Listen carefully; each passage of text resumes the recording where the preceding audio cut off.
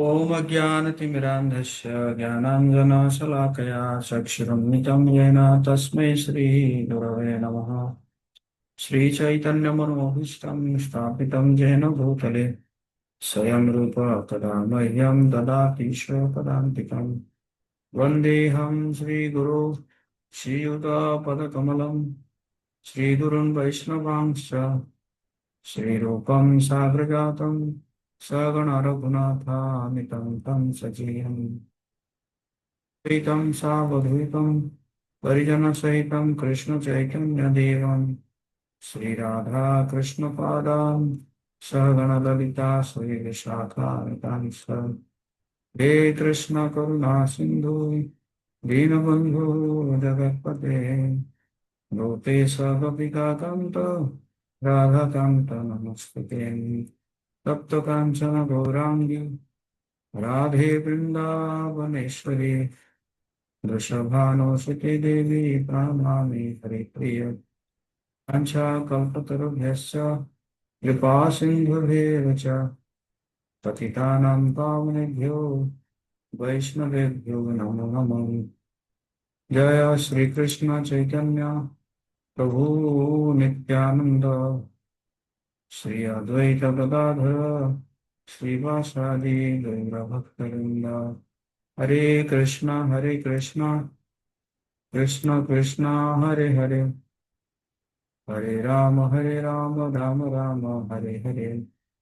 नमो ओम विष्णुपादाय कृष्णपृष्ठाय भूतले श्रीमते भक्तिवेदांत स्वामिनिति नामिने। नमस्ते सरस्वती देवी गौरवाणी प्रचारिणे देशशून्यवादी पाश्चात्यदेशकारिणी।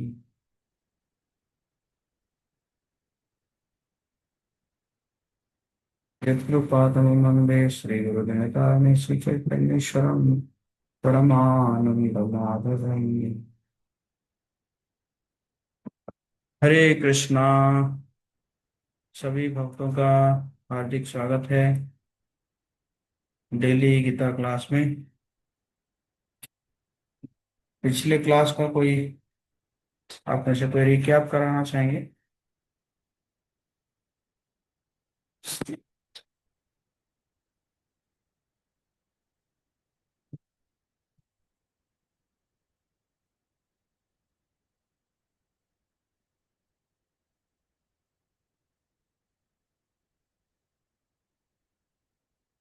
ओके, सो सभी सिर्फ दो दो पॉइंट बताएंगे। तो सबसे पहले आशा प्रिया माता जी। हरे कृष्णा प्रभु जी। प्रभु जी, कल आपने बताया था योग के बारे में। तो बोला था सदैव चंचल रहने वाली इंद्रिया को वश में रखने के लिए रखते हुए परम तत्व अर्थात भगवान विष्णु में मन को एकाग्र करने को ही योग कहते हैं।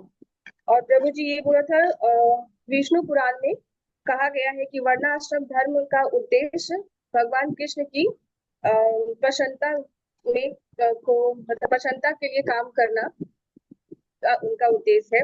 भगवान को प्रसन्न किए बिना कोई भी वर्णाश्रम में का पालन नहीं कर सकता। हरे कृष्ण प्रभु जी, धन्यवाद। और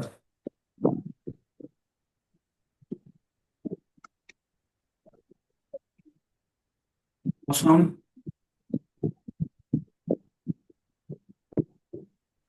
हरे कृष्णा प्रभु जी, पांचांग प्रणाम। तो आपने बताया था पहले योग का अर्थ पहले समता योग के बारे में बताए थे। तो समता योग का मतलब होता है कि जय व पराजय की आसक्ति को दूर करना। मतलब कि आप विनर हो या लूजर, इसको छोड़कर आपको संभाव तरीके से कोई भी कर्म करना है।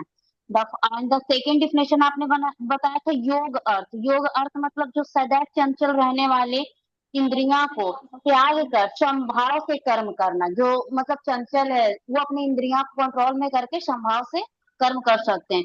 फिर आपने वर्णाश्रम का बारे में बताया था, धर्म का पालन करना। फिर आपने कृपण का अर्थ समझाया था, जैसे कि आपने बताया था एग्जाम्पल देके आपके पैकेट में 100 रुपया नोट है, फिर भी आप भीख मांगने जा रहे हो। लाइक दिस, ये एक तरीके से आपने कराया था, उसी प्रकार से हमारा शरीर भी दुर्बल है, हम लोग को दुर्बल बॉडी मिला हम लोग को। तो हम लोग को किस वे में, हम लोग को किस वे में यूज करना चाहिए, लाइक भक्ति करना चाहिए और अपने कर्म करना चाहिए। लेकिन हम लोग कहाँ वेस्ट कर रहे हैं, लाइक अदर जगह मेटेरियलिस्टिक वर्ल्ड में ज्यादा वेस्ट कर रहे हैं। ये तिरपन से आपने ये समझाने का कोशिश किया था। फिर आपने बताया था कि अच्छे व बुरे कर्म, दोनों कर्मों से हमको मुक्ति चाहिए, ये नहीं कि सिर्फ हमको बुरे कर्म से मुक्ति चाहिए। इसका आपने एग्जाम्पल भी दिया था कि क्यों हमको अच्छे कर्म से भी मुक्ति चाहिए, क्योंकि देखिए अगर अच्छे कर्म से मुक्ति नहीं मिलेगा तो हमारा क्या होगा, हाँ हम लोग भाव में चले जाएंगे, लाइक हम लोग माया में चले जाएंगे, मतलब कि एक भाव उत्पन्न हो जाएगा और वो अच्छा का कर्म भी करने के लिए हम लोग को फिर से आना पड़ेगा। फिर आपने एक पू नामक नरक के बारे में बताया था कि जो पुत्र लोग होते हैं ना, उनको ये नामक नरक, ये पू नामक नरक जाने से उनको अपने मम्मी पापा को रोक सकते हैं। हरे कृष्णा, थैंक यू प्रभु जी। पुण्य कर्म से हमें पाप या पुण्य कर्म दोनों से बचना है, क्योंकि पुण्य कर्म भी हमें बांधेगा इस संसार में। पुण्य कर्म से क्या मिलता है, हमें फैसिलिटी मिलता है, गुड फैसिलिटी मिलता है, धन मिलता है ना, भोग करने का जो है व्यवस्था मिलता है। तो ये पुण्य कर्म है, तो ये भी हमें बांध देगा इस संसार में। और पाप करेंगे तो उसका सजा मिलता है ना, कष्ट मिलता है। तो ये दोनों संसार में बांधता है, पाप और पुण्य, ये दोनों हमें संसार में बांधता है। अनिमा माता जी।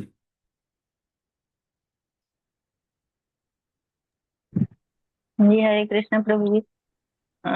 आपने 48 श्लोक में बताए थे योग के बारे में, मतलब जय अथवा पराजय की, मतलब समस्त आसक्ति त्याग कर समभाव में रहो, समभाव में अपना कर्म करो।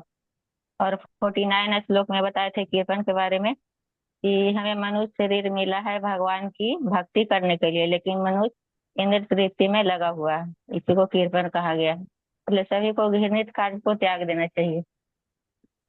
और 50 श्लोक में बताए थे, मतलब बुद्धि योग में कोई कार्य करोगे तो मतलब प्रतिक्रिया नहीं मिलती है, संसार मतलब एक्शन और रिएक्शन से चल रहा है। जैसे कृष्ण ठीक। भावनामृत में लग्न होकर मतलब लग्न हो जाता है तो ये सब खत्म हो जाता है। मतलब कृष्ण कृष्ण भावनामृत में रहकर कार्य करो। और यही लास्ट में बताए थे पुण्य कर्म और पाप कर्म में, जब हम पुण्य कर्म करते हैं तो भोग करने के लिए अच्छा ऐश्वर्य मिलता है, और भोग करेंगे तो हमारा मन भटक जाता है और बुद्धि एकाग्र नहीं हो पाता है। इसलिए हमें नहीं पाप करना है न पुण्य करना है, हमें करना है भगवान के लिए, कृष्ण की प्रसन्नता के लिए। थैंक यू प्रभु। गायत्री माता जी, जो रेस्ट है, अगर कुछ बाकी है तो बता देगी। गायत्री माता जी का हम धन्यवाद करेंगे। कल रथ यात्रा हुआ था जहानाबाद में, पूरे 56 भोग यही बनाए थे। आप लोग हरि बोल लिख के चैट बॉक्स में धन्यवाद कर सकते हैं। यस गायत्री माता जी।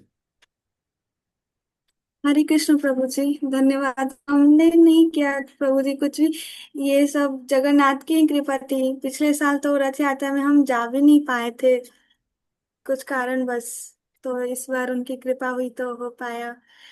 हरे कृष्ण प्रभु जी, आपने कल का वो पिछले सेशन में तो योग के बारे में बताया था, जैसे अभी माता जी ने बताया कि हर ये कृष्ण ने बताया था अर्जुन को कि संभाव रखकर कार्य करो, और उस संभाव को योग के द्वारा ही किया जा सकता है। योग क्या है, मन और इंद्रियों को अ, परम तत्व में एकाग्र करना, अपने मन और इंद्रियों को। और उसके बाद कृपण के बारे में बताया था, जो इस संसार के भौतिक सुखों को भोगना चाहते हैं वो सबसे कृपण है। ये दुर्लभ मनुष्य जीवन हमें प्राप्त हुआ है, तो वो हमें कृष्ण भावनामृत को अर्जित करने में अपना जीवन व्यतीत करना चाहिए। और जो ऐसा नहीं करते हैं, वो जो सकाम कर्मों को भोगना चाहते हैं, वो कृपण कहलाते हैं। और फिर आपने बताया था कि हम सभी जीवों का ये नेचर हो चुका है कि ये जन्म मृत्यु के चक्कर में फंसे रहते हैं। जैसे आपने बहुत सारे एग्जाम्पल देकर बताए थे कि किसी न किसी का हमारा उद्धार रह जाता है, या फिर कोई ना कोई कार्य रहता है, तो सभी का एक्शन और रिएक्शन होता है। तो हमें इन सभी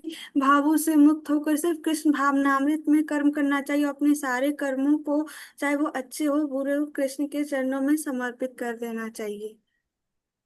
धन्यवाद प्रभु जी, और सारे तो पॉइंट्स माता जी ने बताई दी।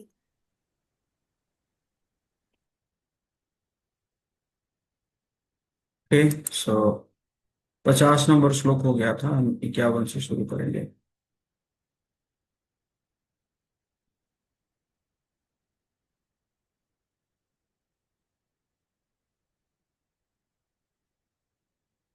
कर्मजं बुद्धियुक्ता हि फलं त्यक्त्वा मनीषिणः जन्मबन्ध विनिर्मुक्ताः पदम पदम गच्छन्त्यनामयम्। अनुवाद और तात्पर्य जगत गुरु श्रील प्रभुपाद जी के द्वारा श्रील प्रभुपाद की जय। इस तरह भगवत भक्ति में लगे रहकर बड़े बड़े ऋषि, मुनि अथवा भक्तगण अपने आप को इस भौतिक संसार में कर्म के फलों से मुक्त कर लेते हैं।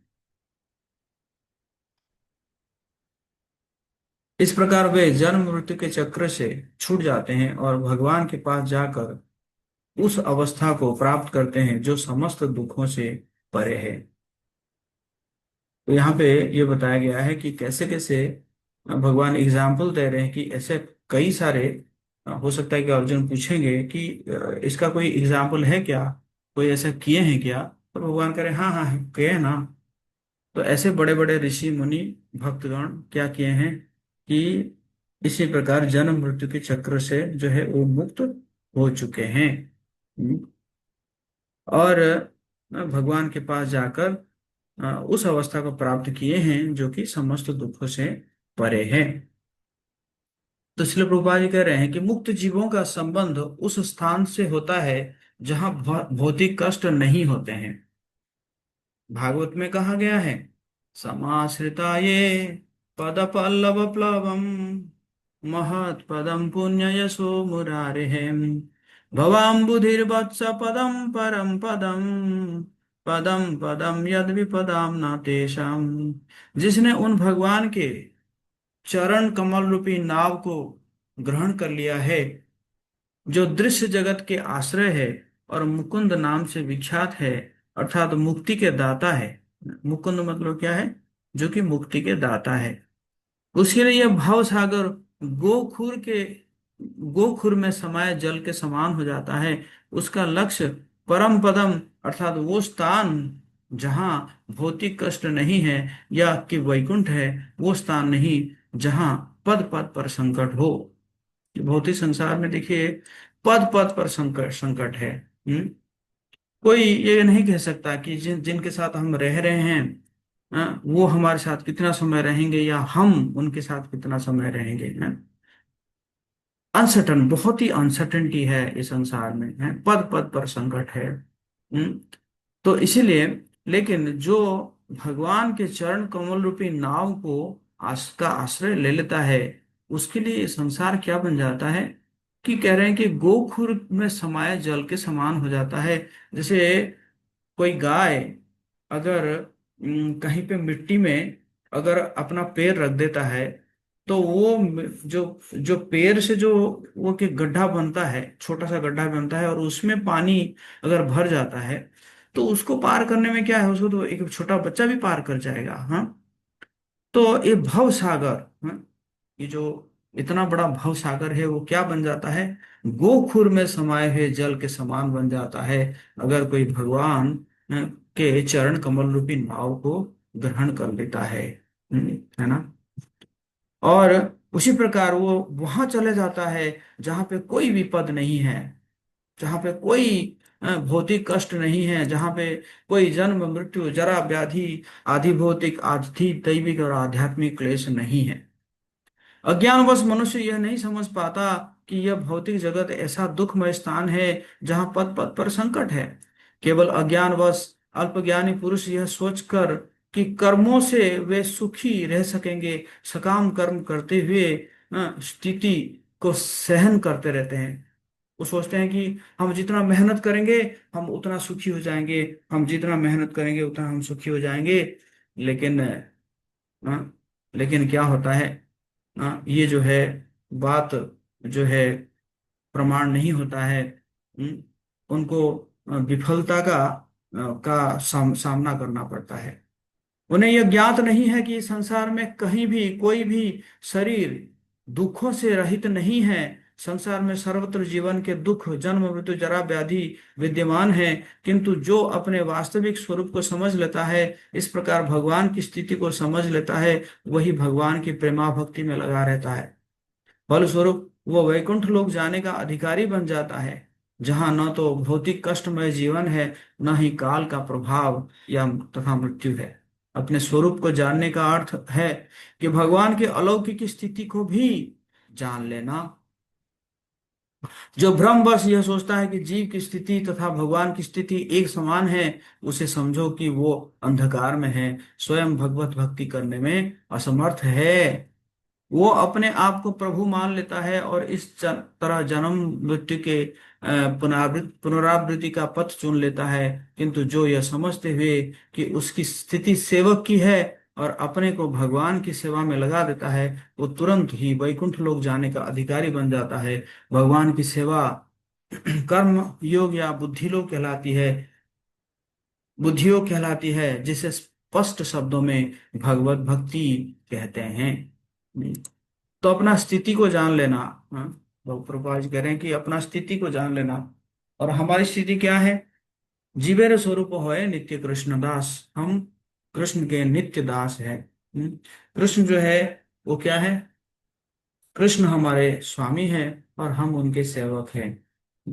यही हमारी संबंध है भगवान जी के साथ। इस संबंध को जो समझ आता है, जब वो जान जाता है कि नहीं, कृष्ण हमारे परम पिता है, जो है वो स्वामी है और हम उनके सेवक है। ये नहीं कि हम भी कृष्ण बन सकते हैं या हमारे में और भगवान में कोई अंतर नहीं है। भगवान भी माया में आते हैं, हम भी माया में हैं। इस प्रकार की स्थिति क्या है? ये अज्ञानता है। और इस प्रकार के कोई अगर किसी के अंदर ऐसा सोच है, तो फिर वो भी क्या करेगा? इसी जन्म मृत्यु जरा व्याधि के चक्कर में फंसता जाएगा, फंसता जाएगा, फंसता जाएगा। है कि नहीं? तो इसके जो अगला श्लोक है, अगला श्लोक में कह रहे हैं कि वेदों के प्रति उदासीनता। हम्म, वेदों के प्रति उदासीनता क्या कह रहे हैं? यदा ते मोह कलिलम बुद्धिर्व्यतितरिष्यति तदा गन्तासि निर्वेदम श्रुतव्यस्य श्रुतस्य च। जब तुम्हारी बुद्धि मोह रूपी सघन वन को पार कर जाएगी, तो तुम सुने हुए तथा सुनने के योग्य सबके प्रति अन्य मनस्क हो जाओगे। हम्म? तुम्हारी बुद्धि अगर मोह रूपी सघन वन को पार कर जाएगी, मतलब मोह को अगर तुम पार कर गए, तो क्या होगा? तुम सुने हुए और सुनने योग्य सबके प्रति अन्य मनस्क हो जाओगे। रूपा जी कह रहे हैं, भगवत भक्तों के जीवन में ऐसे अनेक उदाहरण प्राप्त होते हैं जिन्हें भगवत भक्ति के कारण वैदिक कर्मकांड से विरक्त हो गई। जब मनुष्य श्री कृष्ण को तथा और जो है उसके उनके साथ अपने संबंध को वास्तविक रूप में समझ लेता है, तो वो सकाम कर्मों के अनुष्ठानों के प्रति पूर्णतया अन्यमनस्क हो जाता है, भले ही वो अनुभवी ब्राह्मण क्यों ना हो। भक्त परंपरा के महान भक्त श्री आचार्य श्री माधवेंद्रपुरी का कहना है, संध्या वंदन भद्रमस्तु भवतो भो स्नान तुभ्यं नमो भो देवाः पितरश्च तर्पण विधौ ताहं क्षमः क्षम्यताम्। यत्र कापि निषद्य यादवकुलोत्तमस्य कंसद्विषः संसारं स्मारमघं भरामि तदलं मन्ये किमन्येना मैं। हे मेरी त्रिकाल प्रार्थनाओं, तुम्हारी जय हो। त्रिकाल मतलब तीन काल होता है, तीन संध्या होता है ना। जो जो दिन और रात में जो जो ज्वाइनिंग मूवमेंट होता है, उसको संध्या कहा जाता है ना। संधिक्षण को संध्या कहा जाता है। जैसे रात खत्म हो रहा है, प्रातः काल शुरू हो रहा है, उसको एक जो है एक काल संध्या कहा जाता है। उसी प्रकार जो है दो पहर, दो पहर मतलब एक पहर खत्म होता है दूसरा पहर शुरू होता है, वो भी एक संध्या होता है। और उसी प्रकार शाम, शाम में जैसे दिन खत्म हो रहा है रात शुरू हो रही है, तो ये भी एक संध्या होता है। तो ये त्रिकाल प्रार्थनाओं तुम्हारी जय हो। हम्म। हे स्नान, तुम्हें प्रणाम है। हे देव पितृगण, अब मैं आप लोगों के लिए तर्पण करने में असमर्थ हूँ। अब मैं जहां भी बैठता हूँ यादव कुल वंशी कंस के हंता श्री कृष्ण का ही स्मरण करता हूँ, और इस तरह मैं अपने पापमय बंधन से मुक्त हो सकता हूँ। मैं सोचता हूँ कि यही मेरे लिए पर्याप्त है। माधवपुरी कह रहे हैं, मैं नहीं कर सकता ये त्रिकाल प्रार्थना, हे स्नान, या हे तर्पण, पिंडदान जो भी है, मैं सब करने में असमर्थ हूँ। क्यों? क्योंकि मैं इतना ज्यादा जो है कृष्ण का स्मरण करता हूँ, और मैं सोचता हूँ यही जो है मेरे पापमय बंधन से मुक्त कर देगा, और यही मेरे लिए पर्याप्त है। सॉरी, सॉरी, मैं नहीं कर सकता, सॉरी। ऐसे हाँ, क्या कह रहे हैं माधवेंद्रपुरी कह रहे हैं ना। तो वैसे जरूरत भी नहीं है ना, ये सब करना जरूरत भी नहीं है, लेकिन ध्यान रहे हमारी, अगर माधवेंद्रपुरी जैसा स्थिति होगी, जब हम उस स्थिति में पहुंचेंगे तब हम इस सब को छोड़ सकते हैं, है ना। लेकिन हम उस स्टेज में अभी नहीं पहुंचे हैं। हम्म, है कि नहीं। तो हमारे लिए ये सब जरूरी है, स्नान करना, त्रिसंध्या करना, है कि नहीं। और जो है अ, क्या बोलते हैं, अ, हाँ, और जो ये करना, क्या बोलते हैं, पिंडदान, अ, पितृ तर्पण करना, ये हमारे लिए जरूरी है। क्यों? क्योंकि हम इतना शरणागत नहीं हुए हैं कि हम जो है हमेशा भगवान के स्मरण कर सकते हैं, है ना। हम तो अभी ज्यादातर समय में माया का ही स्मरण कर रहे हैं ना। भगवान का स्मरण कभी कभी होता है कि नहीं। तो हमारे लिए ये जरूरी है, लेकिन जिस समय ऐसा स्थिति हमारी आ जाए हमेशा हम कृष्ण का स्मरण कर रहे हैं, तो उस समय ये सब की कोई आवश्यकता नहीं। वैदिक रस्में, अनुष्ठान, त्रिकाल संध्या, प्रातःकालीन स्नान, पितृतर्पण आदि नवदीक्षित के लिए अनिवार्य है। किंतु जब कोई पूर्णतया कृष्ण भाव में हो और कृष्ण के दिव्य प्रेमाभक्ति में लगा हो, तो वो इन विधि विधानों के प्रति उदासीन हो जाता है, क्योंकि उससे पहले ही सिद्धि प्राप्त हो चुकी होती है ना। उनको लगेगा कि ये सब जो है मेरे लिए टाइम वेस्टेज है ना, है ना। ये सब जो है क्या है, जैसे ध्रुव महाराज ने कहा, कांच का टुकड़ा है। जब ध्रुव महाराज जी को भगवान ऑफर दे रहे थे, हम्म, तुम तो आए थे बड़ा लोक लेने के लिए, लो लो लो, लोक लो। ध्रुव महाराज का ये कांच का टुकड़ा है। जब आप मिल गए, आप डायमंड है, और ये क्या है, कांच का टुकड़ा है ना। तो इसी प्रकार जो बड़े बड़े भक्त होते हैं, उच्च कोटि के भक्त होते हैं, उनको लगता है ये सब क्या है, ये सब क्या है, कांच का टुकड़ा है ना। यदि कोई परमेश्वर कृष्ण की सेवा करके ज्ञान को प्राप्त होता है, तो उसे शास्त्रों में वर्णित विभिन्न प्रकार की तपस्याओं तथा यज्ञ करने की आवश्यकता नहीं रह जाती। इसी प्रकार जो यह नहीं समझता कि वेदों का उद्देश्य कृष्ण तक पहुंचना है, और अपने आप को अनुष्ठान अनादि में व्यस्त रखता है, वो केवल अपना समय नष्ट करता है। कृष्ण भावनात्मक व्यक्ति शब्द ब्रह्म की सीमा या वेदों तथा उपनिषदों की परिधि को भी क्या कर जाते हैं, लांग जाते हैं। कहने का मतलब है, भगवान कह रहे हैं कि तुम जो ये जितने भी बातें बोले हो सब वेदों से बोले हो ना। पाप होगी, वर्ण संकर बढ़ जाएंगे, है ना, इसको वेदों से बोल रहे हो। लेकिन देखो, एक स्थिति आएगा जिस समय में तुम जो है बहुत अनमाइंडफुल हो जाओगे, क्या बोलते हैं, ये वेदों के प्रति, वेदों की शिक्षाओं के प्रति। उसी प्रकार यहाँ पे कह रहे हैं ना। ओके, अगला श्लोक है अचल बुद्धि और समाधि। अचल बुद्धि और समाधि, 53 नंबर श्लोक है। श्रुति विप्रतिपन्ना ते यदा स्थास्यति निश्चला समाधावचला बुद्धिस्तथा योगमवाप्स्यसि। जब तुम्हारा मन वेदों की अलंकारमयी भाषा से विचलित न हो, और वो आत्म साक्षात्कार की समाधि में स्थिर हो जाए, तब तुम्हें दिव्य चेतना प्राप्त हो जाएगी, है ना। तुम्हारा मन वेदों का की क्या है, अलंकारमयी भाषा, बहुत ही फ्लावरी लैंग्वेज है वेदों में। तुम्हारा मन जब उससे विचलित नहीं होगा या आत्म साक्षात्कार के समाधि में स्थिर हो जाएगा, तब तुम्हें दिव्य चेतना प्राप्त हो जाएगी।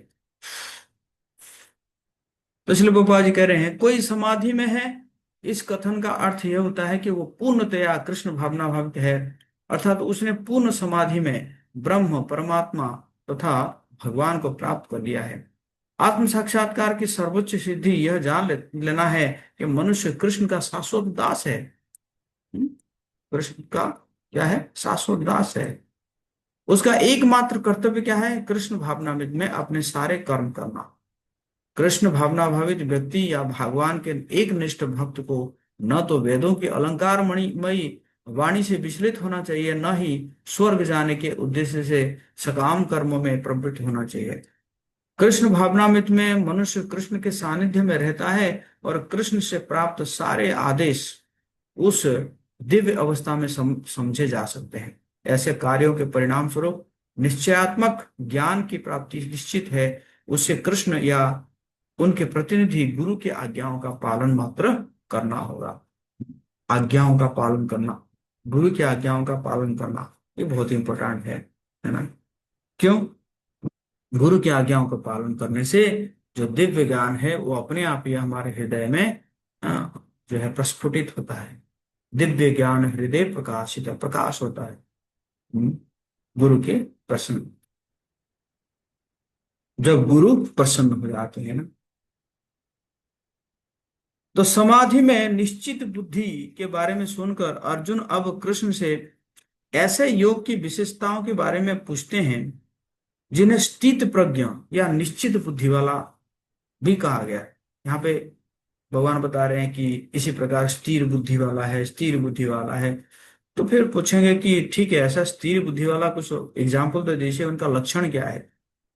फल की लालसा के बिना किया गया कार्य ज्ञान में स्थिरता उत्पन्न करता है, जिसे स्थित प्रज्ञता भी कहा जाता है। यह आत्मा का साक्षात्कार है ना।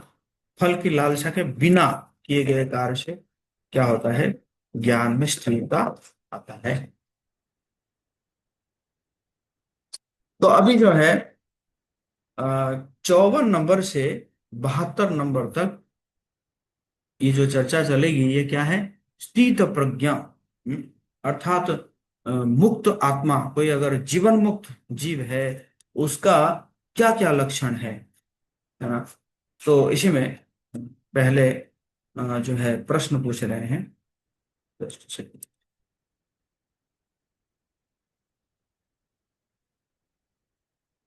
तो इसको हम आत्माराम भी कह सकते हैं ना।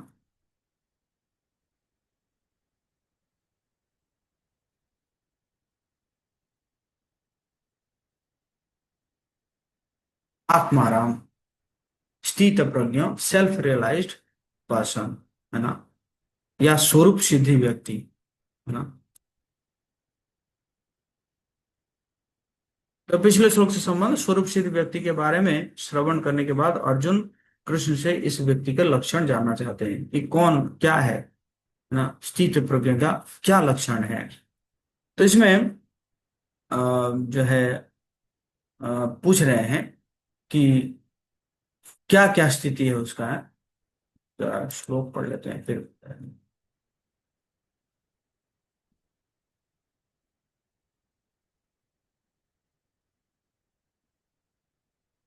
अर्जुन उवाच स्थितप्रज्ञस्य का भाषा समाधिस्तस्य केशव स्थितधि किं प्रभासेत किमासित व्रजेत किम। अर्जुन ने कहा, हे कृष्ण, आध्यात्म में लीन चेतना वाले व्यक्ति का क्या लक्षण है, वो कैसे बोलता है तथा उसकी भाषा क्या है, वो किस तरह बैठता है और किस तरह चलता है। श्री प्रभुपाद जी कह रहे हैं जिस प्रकार प्रत्येक व्यक्ति के उसकी विशिष्ट स्थिति के अनुसार कुछ लक्षण होते हैं, उसी प्रकार कृष्ण भावना भावित पुरुष का भी विशिष्ट प्रभाव स्वभाव होता है। यथा उनका बोलना, चलना, सोचना। जिस प्रकार धनी पुरुष के भी कुछ लक्षण होते हैं, जिसे वो धनवान जाना जाता है। जिस तरह रोगी अपने रोग के लक्षणों से रुग्ण हो रुग्ण जाना जाता है, या विद्वान अपने गुणों से विद्वान जाने जाते हैं, इसी तरह कृष्ण की दिव्य चेतना से युक्त व्यक्ति अपने विशिष्ट लक्षणों से जाने जाते हैं। इन लक्षणों को भगवत गीता से जाना जा सकता है, किंतु सबसे महत्वपूर्ण बात क्या है कि कृष्ण भावनावंत व्यक्ति किस तरह बोलते हैं, क्योंकि वाणी ही किसी मनुष्य का सर्वश्रेष्ठ महत्वपूर्ण गुण है। कई बार हम आप देखे होंगे, कई लोग जो है बहुत ही अच्छे पर्सनालिटी होगा, हम्म, बहुत ही एकदम कोट पैंट पहने हैं, एकदम बहुत साफ सफाई साफ सुथरा है, लेकिन वो जब बोलने जाते हैं तो फिर पता चलता है, अरे ये क्या है, ये व्यक्ति का तो ऊपर कुछ है अंदर कुछ है ना, है कि नहीं। तो इसलिए वाणी जो है वो बहुत महत्वपूर्ण है। हाँ, वाणी, प्रभुपाद जी कह रहे हैं कि वाणी ही मनुष्य का सर्वश्रेष्ठ महत्वपूर्ण गुण है। कहा जाता है कि मूर्ख का पता तब तक नहीं लगता जब तक वो बोलता नहीं। एक बने ठने मूर्ख को तब तक नहीं पहचाना जा सकता जब तक वो बोले नहीं, किंतु बोलते ही उसका यथार्थ रूप प्रकट हो जाता है। कृष्ण भावनामय व्यक्ति का हम्म, सर्व प्रमुख लक्षण यह है कि वो केवल कृष्ण तथा उन्हीं से संबंध विषयों के बारे में बोलता है, फिर तो अन्य लक्षण स्वतः ही प्रकट हो जाते हैं, जिनका उल्लेख आगे किया गया है। बोलना है, भक्त अगर बोलेगा तो क्या बोलेगा, वो भगवान के बारे में बोलेगा, भगवान के संदेशों के बारे में बोलेगा, है कि नहीं। तो यहाँ पे देखिए, जो अर्जुन का जो प्रश्न है, हम्म, कि स्थित प्रज्ञ या जीवन मुक्ति व्यक्ति के गुण जो है पूछ रहे हैं। तो अर्जुन का प्रश्न क्या है कि का भाषा स्थित प्रज्ञ का भाषा, कि आध्यात्म में लीन चेतना वाले व्यक्ति के क्या लक्षण है। इसका उत्तर भगवान कहाँ देंगे, जस्ट अगला श्लोक में देंगे, 55 में दे देंगे, है ना। किंग प्रभाषे, तो कैसे बोलता है, कैसे बोलता है मतलब स्नेह या घृणा, प्रशंसा या दोष प्राप्त करने पर वो आंतरिक या बाहरी रूप से क्या कहेंगे। हाँ, किसी के प्रति, किसी भक्त के प्रति कोई स्नेह दिखाया, या उसको घृणा किया, या उसका प्रशंसा किया, या उसका दोष निकाला, तो अब उसका रिएक्शन कैसे होगा, कैसे वो रिएक्ट करेगा। हम्म, वो रिएक्ट करेगा या रिस्पॉन्ड करेगा। दो चीज होता है ना, एक होता है रिएक्ट और एक होता है रिस्पॉन्ड, है कि नहीं। रिएक्ट मतलब क्या है कि तुरंत व्यक्ति जो है तुरंत जो है रिएक्ट करता है। रिस्पॉन्ड का मतलब क्या है कि वो सोचता है कि सही में ये जो व्यक्ति बोला है, इसका मैं जवाब दूं या ना दूं, अगर दूं तो किसी प्रकार दूं, है ना। इसको बोलते हैं रिस्पॉन्ड, मतलब थोड़ा सा वो रुकता है ना, रुक के फिर उसको बोलता है ना। तो वही यहाँ पे बता रहे हैं कि क्या है, कि कैसे वो, है ना, मतलब क्या करता है वो, अगर ऐसे प्रकार अगर उसके साथ किया जाता है। किमासितः, किस तरह बैठता है, मतलब अपनी इंद्रियों को भोग वस्तुओं से कैसे नियंत्रित करता है। हाँ, किमासित का मतलब क्या है कि जैसे कुछ उसके सामने कुछ इंद्रिय भोग का सामान आ गया, तो वो अपने आप को कैसे नियंत्रित करता है। और इसका उत्तर भी दे रहे हैं भगवान 58 से 63 तक। सेकंड क्वेश्चन का भगवान उत्तर दे रहे हैं 56 से 57 तक है। और चौथा क्वेश्चन क्या पूछा, ब्रजेत किम, किस तरह चलता है। किस तरह चलता है का मतलब क्या है, वो भोग वस्तुओं से कैसे प्रतिसाद करता है ना। तो इस प्रकार ये चार प्रश्न जो है पूछ रहे हैं ना। तो क्या टाइम, ये एक श्लोक और कर लेते हैं।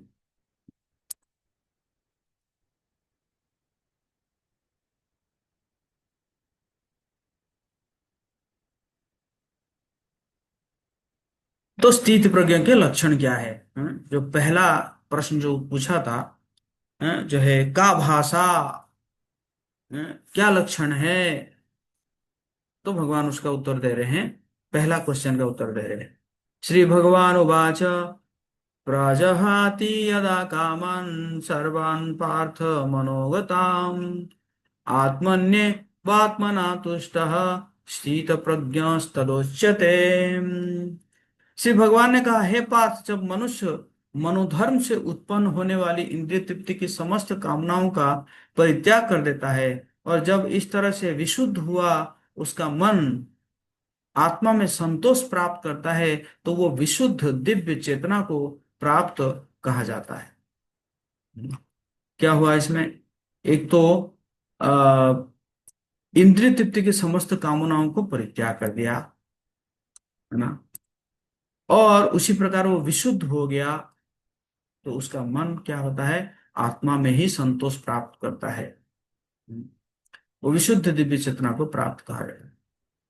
श्रीमद् भागवत में पुष्टि हुई है कि जो मनुष्य पूर्णतया कृष्ण भावना भावित या भगवत भक्त होता है, उसमें महर्षियों के समस्त सद्गुण पाए जाते हैं। भक्त के अंदर महर्षियों के गुण आ जाता है। किंतु जो व्यक्ति आध्यात्म में स्थित नहीं होता, उसमें एक भी योग्यता नहीं होती, क्योंकि वो अपने मनोधर्म पर ही आश्रित रहता है। मनोधर्म का मतलब क्या है? तो जब जब जो चाहे कर दिया।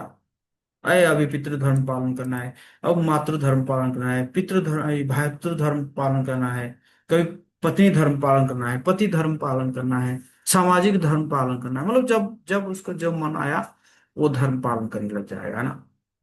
परंतु यहाँ यह ठीक ही कहा गया है कि व्यक्ति को मनोधर्म द्वारा कल्पित सारी विषय वासनाओं को त्याग देना चाहिए। कृत्रिम साधन से इसको रोक पाना तो संभव है नहीं, किंतु यदि कोई कृष्ण भावना में लगा रहता है तो सारी विषय वासनाएं स्वतः बिना किसी प्रयास के दब जाती है। अतः मनुष्य को बिना किसी झिझक के कृष्ण भावना में लगना होगा, क्योंकि यह भक्ति उसे दिव्य चेतना प्राप्त करने में सहायक होगी। अत्यधिक उन्नत जीवात्मा अपने आप को परमेश्वर का शाश्वत दास मानकर आत्मतुष्ट रहता है। ऐसे आध्यात्मिक पुरुष के पास भौतिकता से उत्पन्न एक भी विषय वासना फटक नहीं पाती। वो अपने को निरंतर भगवान का सेवक मानते हुए सहज रूप से सदैव प्रसन्न रहता है। सदैव वो क्या रहता है? प्रसन्न रहता है नहीं?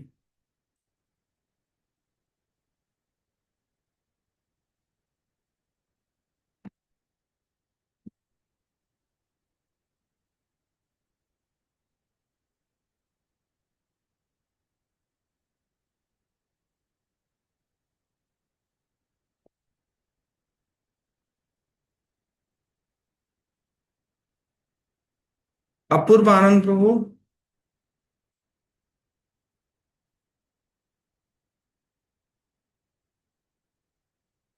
यस प्रभु। हरे हरे कृष्णा। कृष्णा। यस प्रभु। या कैन यू रीड? यस प्रभु। केवल आत्म में संतुष्ट होने के लिए व्यक्ति को भगवान के हमारे प्रति प्रेम और उनके साथ हमारे संबंध के बारे में ज्ञान होना चाहिए। फर्स्ट, उनके गुण जो विशेष रूप से भक्तों को लाभ पहुंचाते हैं। हमारे कर्मों को सेकंड, हमारे कर्मों को कृष्ण से जोड़ने और कृष्ण को कर्मों का फल अर्पण करने का लाभ। थर्ड, भक्तों के लिए उनकी विशेष कृपा। फोर्थ, भक्तों पर उनकी कृपा दृष्टि। फिफ्थ, कृष्ण भक्तों के जीवन में व्यक्तिगत रुचि लेते हैं।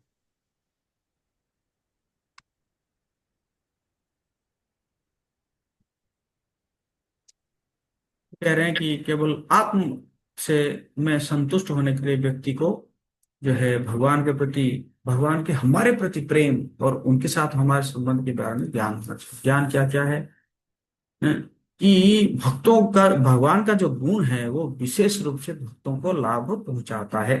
मतलब कुछ भी करे भगवान, अगर किसी भक्त को मार भी देते हैं उसमें भी भक्तों का क्या होता है? लाभ लाभ होता है ना? हमारे कृष्ण कर्मों को कृष्ण से जोड़ने तथा कृष्ण को कर्मों का फल अर्पण करने का लाभ, तो भगवान ने तो कहा न, कि सर्वधर्मान परित्यज्य मामेकं शरणं व्रज अहं त्वं सर्व पापेभ्यो मोक्षयिष्यामि मा शुचः।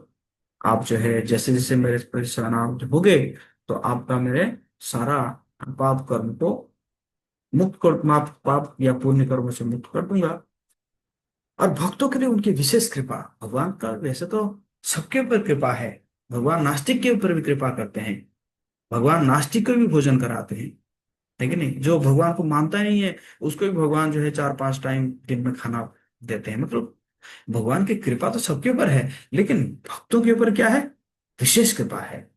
जिस प्रकार जो है माता पिता सभी बच्चों को प्रेम करते हैं, लेकिन जो उनका आज्ञा का पालन करता है माता पिता का, तो उनको उनके ऊपर थोड़ा ज्यादा उनका रहता है, प्रेम रहता है ना? और भक्तों पर उनकी कृपा दृष्टि, भक्त जो है हमेशा भगवान कृपा दृष्टि बना के रखते हैं भक्तों के ऊपर। कृष्ण भक्तों के जीवन में व्यक्तिगत रुचि लेते हैं, है ना। तो हमारा पर्सनली भगवान जो है क्या करते हैं, रुचि लेते हैं। तो यहाँ पे लिखा हुआ है,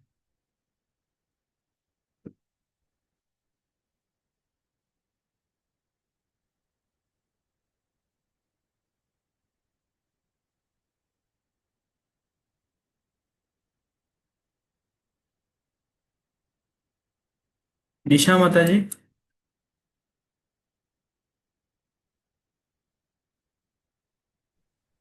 हरे कृष्ण प्रभु जी। पढ़ो।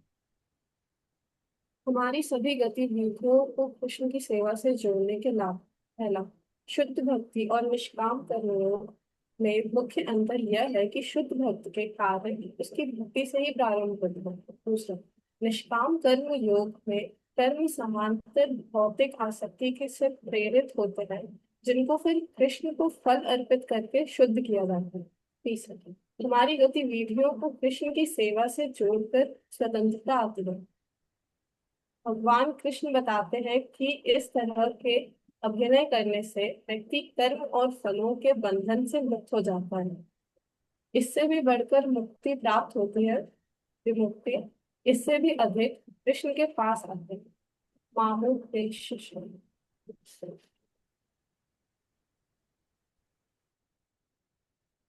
बताया गया है हमारी सभी गतिविधियों को कृष्ण की सेवा से जोड़ने का लाभ ये होता है।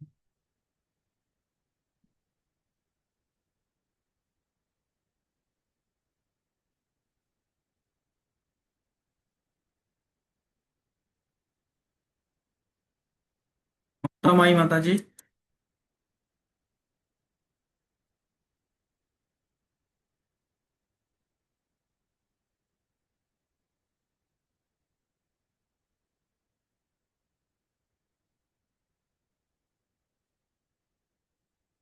ओके, मैं ही हरे पढ़ लेता कृष्णा हूँ। प्रभु जी।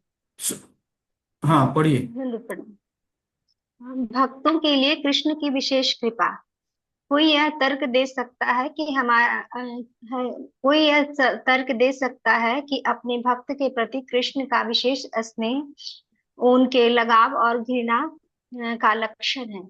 भगवान श्री कृष्ण बताते हैं कि वह किसी से पक्षपात या घृणा नहीं करते, परंतु क्योंकि वह यह एक व्यक्ति है, वह स्वाभाविक रूप से उन लोगों के साथ विनिमय करते हैं जो उनके प्रति अनुकूल भाव रखते हैं। बारिश का दृष्टांत इस संबंध में सहायक है। श्रील प्रभुपाद यह कहते हैं कि यदि भक्त और कृष्ण के बीच पारस्परिक संबंध नहीं है, तो यह दर्शन कोई व्यक्तिगत दर्शन नहीं है।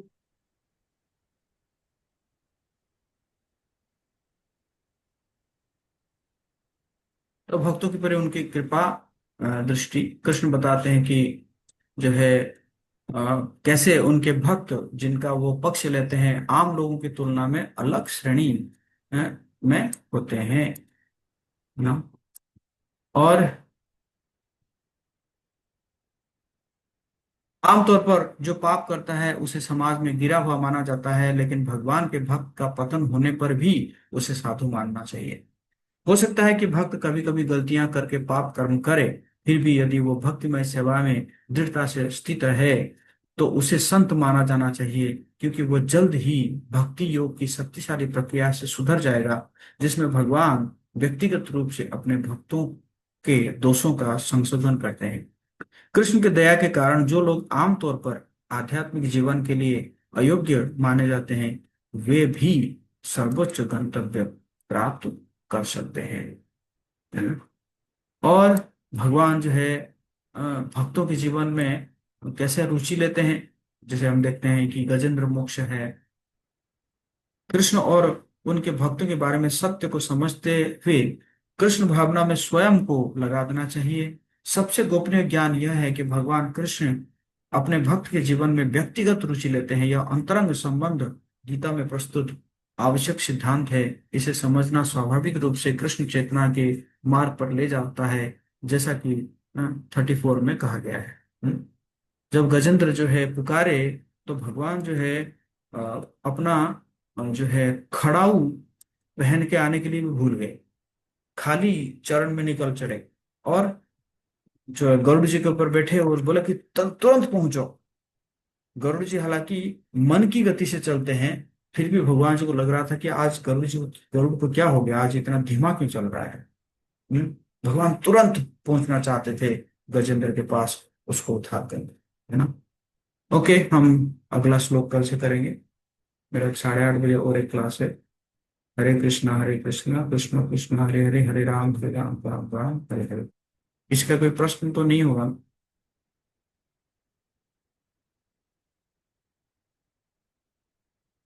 ओके, हम यहीं पे विराम देंगे।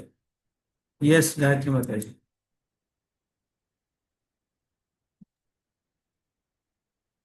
प्रभु जी, ये जो गजेंद्र के बारे में आपने कहा, इनकी थोड़ी सी कथा है, वो सब बता सकते हैं? आ, कथा तो लंबी है। तो हाथी थे, गजेंद्र बहुत शक्तिशाली हाथी थे, और उनके कई सारे पत्नियां थी, और इतने शक्तिशाली थे कि जो है इवन सिंह सिंह भी जो है डरता था उनके। वैसे ही जो गजेंद्र है वो पूर्व जन्म में वो राजा थे, उनका नाम था इंद्रदम्न। और इंद्रदम्न राजा जब वानप्रस्थ लेकर वो ध्यान में मग्न थे, या मतलब भक्ति कर रहे थे, भजन कर रहे थे, उस समय अगस्त्य ऋषि आए। तो अगस्त्य ऋषि आए तो इंद्रदम्न ने जो है उनको स्वागत नहीं किए। हम्म, तो जब स्वागत नहीं किए तो अगस्त्य ऋषि ही उनको श्राप दे दिए कि तुम जो है अगले जन्म में हाथी बनोगे। तो इसलिए हाथी बन गए। अब तो कुछ याद नहीं है। और एक दिन जो है एक जगह में जो है सरोवर में सरोवर में क्या कर रहे थे, तो खुद स्नान कर रहे थे, अपने पत्नियों को नहला रहे थे, अपने बच्चों को नहला रहे थे, और करते करते मगरमच्छ ने पकड़ लिया उनके हाथ पे, सॉरी उनके पैर पे पकड़ लिया। तो कितना भी प्रयास करे वो निकल नहीं पाए, क्योंकि पानी के अंदर मगरमच्छ जो है वो भारी होता है, उसको बहुत स्ट्रेंथ होता है उसका। और जितने भी उनके पत्नियां बच्चे भी प्रयास किए उसको खींचने के लिए, लेकिन नहीं खींच पाए। तो इसी प्रकार कई समय तक ये जो लड़ाई चला। देवता लोग भी ऊपर से देख रहे थे। लेकिन आखिर में जब गजेंद्र जो है हार जाते हैं, कहते कि नहीं अब तो मैं, है ना, मतलब गजेंद्र जो है मगरमच्छ का शक्ति बढ़ रहा था, बट हाथी जो है गजेंद्र का शक्ति कम हो रहा था। तो फिर उन्होंने भगवान से प्रार्थना किया। उनको याद आ गया जो इंद्रदम्न के रूप में जो स्तुति कर रहे थे, वो याद आ गया। और बहुत सुंदर स्तुति है, गजेंद्र स्तुति श्रीमद् भागवतम में है, लगभग 28 श्लोक है। तो जब वो स्तुति करने लगे, तो भगवान तुरंत दौड़ दौड़ के आए वैकुंठ से, और आए और उस मगरमच्छ को काट के गजेंद्र हाथी को अपने गरुड़ के ऊपर बिठा के तो भगवत धाम ले गए उसी शरीर में। तो इस प्रकार सुंदर कथा है। ओके, मैं यहीं पे विराम दूंगा। हरि बोल।